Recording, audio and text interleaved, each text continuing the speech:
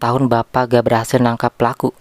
Coba Bapak jelaskan kalau Bapak ada ancaman atau apa, bilang terus terang. Kami netizen akan membantu Bapak.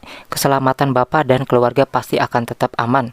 Kalau Bapak lapor yang sejujur-jujurnya, bahkan ke presiden sekalipun kalau bisa, agar keluarga Bapak aman. Korban laki-laki temannya Vina di Cirebon, kasus Cirebon. Kalau Bapak sempat, tolong agar Pak Rudi hubungi Hotman Paris atau tim Hotman 911. Titik terang juga, apa sih alasan si pelaku-pelaku ini bisa bebas begitu saja? Apakah ada yang melindungi?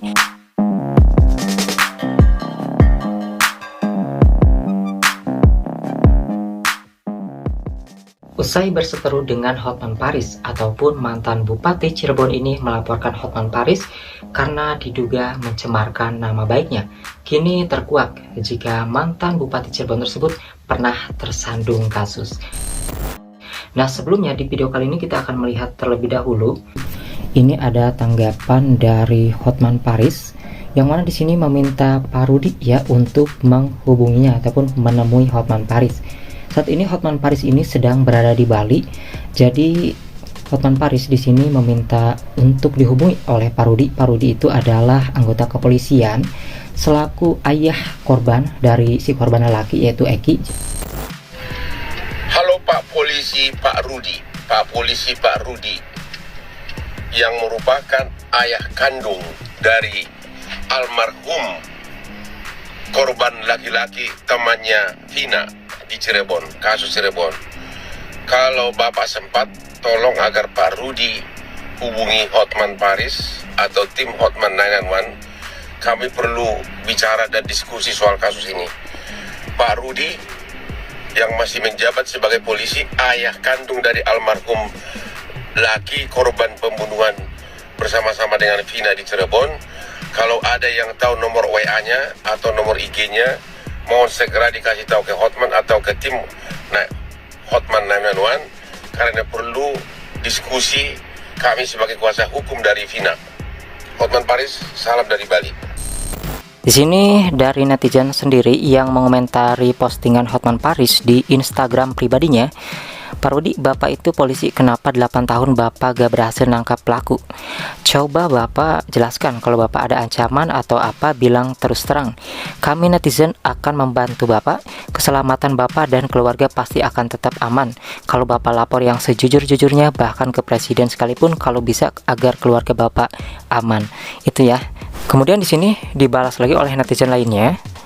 Benar, kasus Sambo aja bisa dikawal netizen, bahkan saksi kunci sekarang sudah menikah.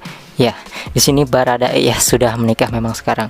Jadi itu adalah tanggapan dari Hotman Paris yang meminta ya ataupun menyarankan agar Pak Rudi yang saat ini masih menjabat di anggota kepolisian selaku ayah dari korban juga yaitu Eki untuk menemuinya. Kemudian di sini mantan Bupati Cirebon Sunjaya divonis 7 tahun penjara dan denda 1 miliar. Nah, ini jadi terkuak ya. Pada awalnya tidak semua tahu. Banyak sekali masyarakat yang dari Cirebon yang berkomentar, "Bang, ternyata orang yang melaporkan Hotman Paris karena dianggap ya mencemarkan nama baiknya karena mengsangkut pautkan kasus Vina disebut-sebut dengan mantan Bupati Cirebon. Mungkin dia tersinggung. Itu kan hanya dugaan aja ya dari Hotman Paris dan dia juga tidak menyebutkan nama sama sekali.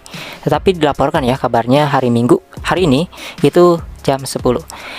Entah itu beritanya sudah beredar atau belum ya. Nah, di sini juga beritanya itu Sunjaya Purwadi Sastra yaitu mantan Bupati Cirebon pada waktu itu ya divonis 7 tahun penjara dan denda 1 miliar subsidiar 3 bulan penjara. Sunjaya merupakan terdakwa kasus dugaan suap gratifikasi dan tindakan pidana pencucian uang TPPU sebesar 66 miliar. Kemudian juru bicara penindakan dan kelembagaan KPK Ali Fikri pada saat itu mengatakan hukuman 7 tahun pidana badan itu dijatuhkan oleh Majelis Hakim Pengadilan Tindak Pidana Korupsi Tipikor pada Pengadilan Negeri PN Bandung, Jawa Barat. Pidana penjara selama 7 tahun dan denda 1 miliar subsidiar 3 bulan penjara. Nah, di sini meskipun hukuman pidana badan dan penjara sesuai dengan tuntutan jaksa KPK, Majelis Hakim Tipikor Bandung pada saat itu tidak menghukum Sunjaya Purwadisastra membayar uang pengganti sebesar 30 miliar. Sebelumnya, Sunjaya ini didakwa yang menerima uang sebesar 55 miliar dari iuran Satuan Kerja Perangkat Daerah, SKPD, rotasi mutasi, dan rekrutmen honorer hingga fee proyek. Sunjaya Purwadisastra juga didakwa menerima suap 11 miliar pada saat itu terkait perizinan PLTU 2 Cirebon dan rencana pengembangan kawasan industri Kings Property. Nah, uang panas itu kemudian digunakan untuk membeli aset berupa tanah, rumah, hingga kendaraan yang semuanya senilai 36 miliar. Jadi terkuak ya ketika mantan Bupati Cirebon ini merasa tersinggung ketika Hotman Paris menyebut-nyebut dugaannya ada sangkut pautnya mungkin dalam hubungan kerabat, saudara, ataupun mungkin anaknya yang terlibat ya dengan kasus pembunuhan Vina dan Eki di Cirebon, karena pelaku ini masih dalam daftar pencarian orang dan belum ketemu hingga saat ini. Maka dari itu di sini Hotman Paris juga meminta agar Pak Rudi selaku anggota kepolisian, selaku ayahnya Eki yang menjadi korban juga, itu untuk menemuinya agar menemukan titik terang. Karena kalau tidak ditemui seperti itu ya banyak netizen juga yang penasaran untuk kasus ini seperti apa sih nanti titik terangnya.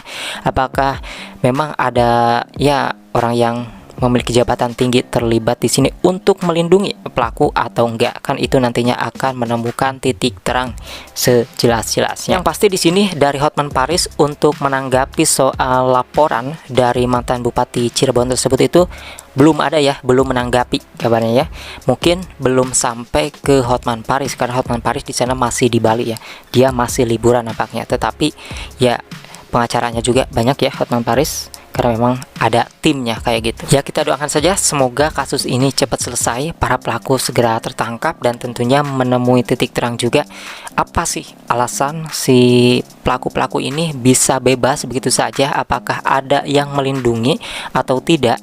Dan orang-orang yang sekarang ada yang bebas ya, yang mengaku jika dia itu salah tangkap, salah satunya adalah Saka ya, yang mana dia ini diponis 8 tahun 3 bulan tapi dipotong ya, diremisi. Itu dapat remisi di penjara jadi 4 tahun aja, dari 8 tahun 3 bulan jadi 4 tahun aja, dan dia bebas pada tahun 2024 ini karena diponisnya ataupun dipenjaranya pada tahun 2020. Ya meskipun begitu, para netizen juga terus membantu ya untuk mengusut kasus ini. Gitu-gitu juga para netizen ini aktif untuk mencari informasi, entah itu dari pelakunya kayak Egi ya, ataupun siapapun yang terlibat, karena netizen ini cerdas ya.